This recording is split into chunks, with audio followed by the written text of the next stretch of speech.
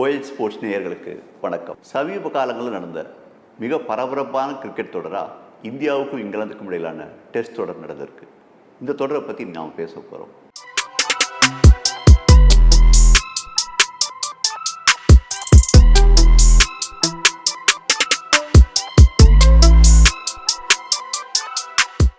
இந்த தொடருக்கு இந்தியா போகும்போது ஏகப்பட்ட விமர்சனங்கள் இருந்துச்சு.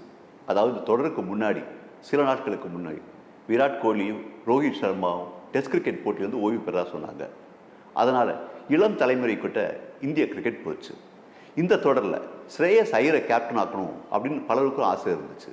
ஏன்னா கடந்த முறை IPL போட்டி தொடரில் கொல்கத்தா அணி கோப்பையை ஜெயிச்சதுக்கு ஸ்ரேயஸ் ஐயர் முக்கிய காரணமாக இருந்தார். அப்போ பயிற்சியாளர் அவர் காம்பீர். ஸ்ரேயஸ் ஐயரும் காம்பீரும் இணைஞ்சு செயல்பட்டால் இந்தியா ஜெயிக்கும் அப்படின்னு பலரும் நம்பினாங்க. ஆனால் காம்பீருக்கு சில ஈகோ இருந்துச்சு. கடந்த IPL கோப்பையை கொல்கத்தா அணி ஜெயிச்சதுக்கு தான் காரணமா இல்லை ஸ்ரேயஸ் ஐயர் காரணமா அப்படின்ற விவாதம் எழுந்ததை காம்பீர் ரசிக்கல. அதனால தான் ஹீரோ அப்படின்னு அவர் நிரூபிக்க ஆசைப்பட்டார்.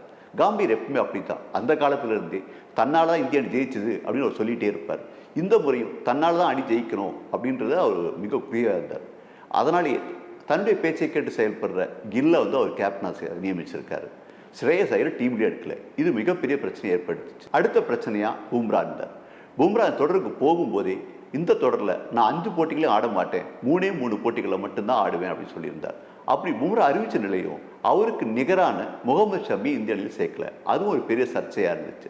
பும்ரா 3 ஆட்டத்தில் மட்டுமே ஆடும்போது ஜூனியர் வீரர்களை வச்சு எப்படி மற்ற 2 ஆட்டத்தை ஆடுவாங்க அப்படின்ற ஒரு சர்ச்சை இருந்துச்சு. இந்த சர்ச்சைகளுக்கு நடுவில் தான் இந்தியா இங்கிலாந்து அணிகளுக்கு இடையிலான இந்த டெஸ்ட்டோட தொடங்கிடுச்சு. இந்த டெஸ்ட்டோட ஆடுனதும் ஒரு மிகப்பெரிய அதிர்ச்சி இந்திய ரசிகர்களுக்கே காத்து இருந்துச்சு. அது என்னன்னா, பொதுவாகவே இந்திய பேட்ஸ்மேன்கள் இங்கிலாந்தில் தடுமாறுவாங்க. கவாஸ்கர் காலத்தில் ஆரம்பித்து சச்சின், டிராவிட், கங்குலி, லக்ஷ்மண் மிகப்பெரிய வீரர்களாக இருக்கும்போதே இந்திய அணி 300 ரன்கள் இருக்கிறதுக்கே ரொம்ப திணறும். ஆனால் இந்த முறை பல தடவை இந்திய அணி 400 ரன்களை கடந்திருக்கு. அதுலேயும் முதல் டெஸ்ட் போட்டியில் இந்திய வீரர்கள் அதிரடியாக சதங்களை குவிச்சார். இந்த தொடரில் அதிகபட்சமாக சுப்மான் கில் 754 ரன்களை குவிச்சிருக்கார். அவர் 4 செஞ்சுரி அடிச்சிருக்காரு. KL ராகுல் 2 செஞ்சுரி அடிச்சிருக்கார். ரிஷப் பந்து தன் பங்குக்கு 2 செஞ்சுரி அடிச்சிருக்கார். இவங்க தான் அப்படின்னாக்கா கத்துக்குட்டியான ஜெய்ஸ்வால் 2 சதங்கள் அடிச்சிருக்காரு. இப்படி ஆளாளுக்கு சதம் அடிச்சிருக்காங்க. அப்படி பார்த்தா இவங்க தான் பெரிய பேட்ஸ்மேன்களா? அந்த காலத்து கவாஸ்கர், சச்சின் டெண்டுல்கர்லாம் சும்மாவா? அவங்க ஏன் இங்கிலாந்து மைதானத்தில் ரன்களை குவிக்கல அப்படின்ற கேள்வி எழும். அதுக்கு ஒரு பதில் இருக்கு. அதுக்கு காரணம் பேஸ்பால். இங்கிலாந்து கிரிக்கெட் அணிக்கு பிரண்டன் மெக்கல்லம் பயிற்சியாளரின் பிறகு பேஸ்பால் கிரிக்கெட் அப்படின்ற ஃபார்முலாவை கொண்டு வந்தார். பொதுவாக டெஸ்ட் போட்டிகளில் ஒரு நாளைக்கு அதிகபட்சம் 300 ரன் இல்லை 350 ரன் அடிப்பாங்க. ஆனால் மெக்கல்லம் அதையெல்லாம் கடந்து 400 ரன்னுக்கு மேலே அடிக்கணும் அப்படின்னு ஒரு டார்கெட்டை வீரர்களுக்கு ஃபிக்ஸ் பண்ணிட்டார். அப்படி அடிக்கணும்னாக்கா பிட்ச்கள் எல்லாமே பந்து வீச்சுக்கு சாதகமாக இருக்கக்கூடாது, பேட்டிங்க்கு சாதகமாக தான் இருக்கணும். இந்தியன் இந்த அளவுக்கு ரன்களை குவிக்கிறதுக்கு காரணம் பிரண்டன் மெக்கல்லம்.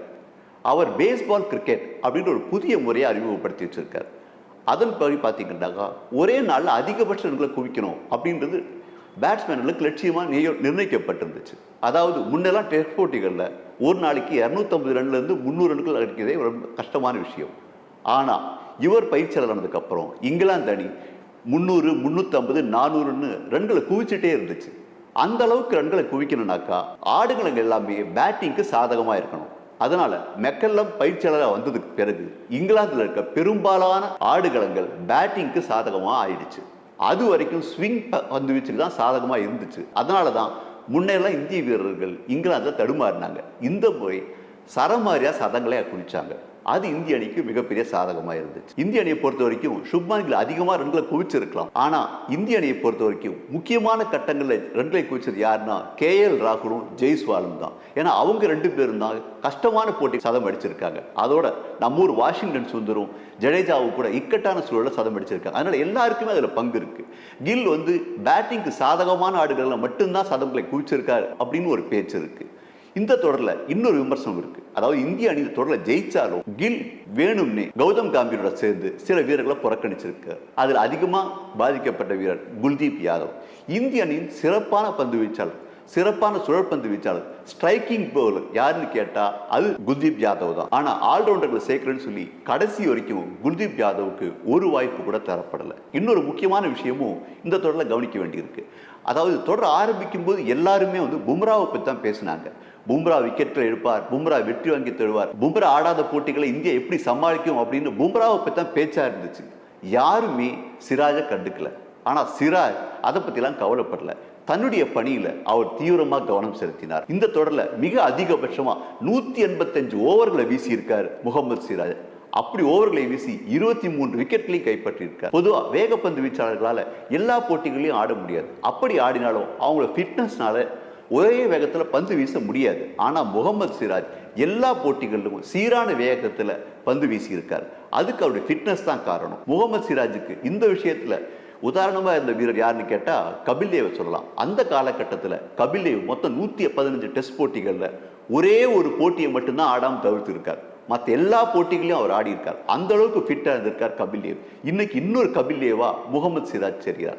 சரி, இந்த தொடரை ஜெயிச்சிட்டோம், அதை வச்சுட்டு இதே அணியை தொடர முடியுமா? இப்போ கவாஸ்கர் கூட ஒரு நாள் கிரிக்கெட் போட்டிகளும் கில்ல கேப்டன் ஆக்கலாம் அப்படின்னு சொல்லியிருக்காங்க.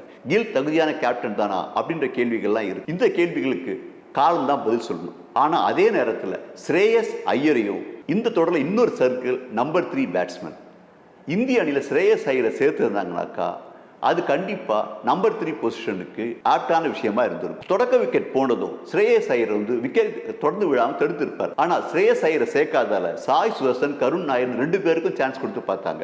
அவங்க 2 பேராலையும் சரி பண்ண முடியல. அதனால இனிவரும் தொடர்களில் இந்த தவறுகள் நடக்காம இந்திய தடுக்கணும். இந்த தொடரை எப்படியோ கஷ்டப்பட்டு சமன் செஞ்சிருக்காங்க. அதில் நம்ம வாஷிங்டன் சுந்தருக்கும் பங்கு இருக்கு. இது கொஞ்சம் அதிர்ஷ்டமும் இருக்கு அப்படின்னு சொல்லலாம். இந்த தொடரை எப்படி சமன் செஞ்சிருக்காங்க, இதுல கொஞ்சம் அதிர்ஷ்டமும் இருக்கு அப்படின்னு சொல்லலாம். அதுக்கு நம்ம வாஷிங்டன் சுந்தருக்கும் ஜடேஜாக்கும் முக்கிய பங்கு இருக்கு. கடந்த போட்டிகள் அவங்க அவுட் ஆயிருந்தாங்கனாக்கா இந்த தொடர் இந்தியா எப்பயோ சமன் செஞ்சிருக்கு. ஆனா இந்த தொடர்ல இங்கிலாந்து அணி 3-1 ஜெயிக்கிறதுக்கு நிறைய வாய்ப்புகள் இருந்துச்சு. இங்கிலாந்து அணி தான் அதை கோட்டை விட்டுச்சு. எதிர்காலத்திலையும் இப்படி அதிர்ஷ்டம் அடிக்குன்னு சொல்ல முடியாது. அப்படி அதிர்ஷ்டத்தை மட்டுமே நம்பாம இந்திய அணி இருக்கணும்னா குல்தீப் யாதவுக்கு அணியில இடம் கொடுக்கணும். அதோட ஸ்ரேயஸ் ஐயரையும் அணியில சேர்த்து அவரை 3வது பேட்ஸ்மேனாக கிளம்பிருக்கணும். இதை தேர்வு குழுவும் பயிற்சியாளரான கௌதம் கம்பீர் செய்வாங்கன்னு எதிர்பார்ப்போம். வணக்கம். இந்த வீடியோ உங்களுக்கு பிடிச்சிருந்தா லைக் பண்ணுங்க, ஷேர் பண்ணுங்க, கமெண்ட் பண்ணுங்க. மறக்காம OH ஸ்போர்ட்ஸ் சேனலுக்கு சப்ஸ்கிரைப் பண்ணுங்க.